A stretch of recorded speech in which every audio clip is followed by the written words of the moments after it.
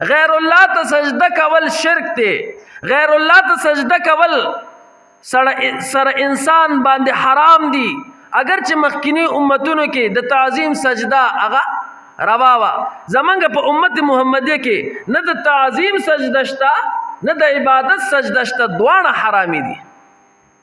خدا یاد وساتئ، یو کس را ولګېدو، هغه قبر ته سجده وکړه، هغه بت ته سجده وکړه. اوس د قبر او د بت په سجده کې ګورې فرق دی. یو انسان بت ته سجده کوي، دغه عبادتي سجده د پدې باندې دا انسان کافر ګرځيږي.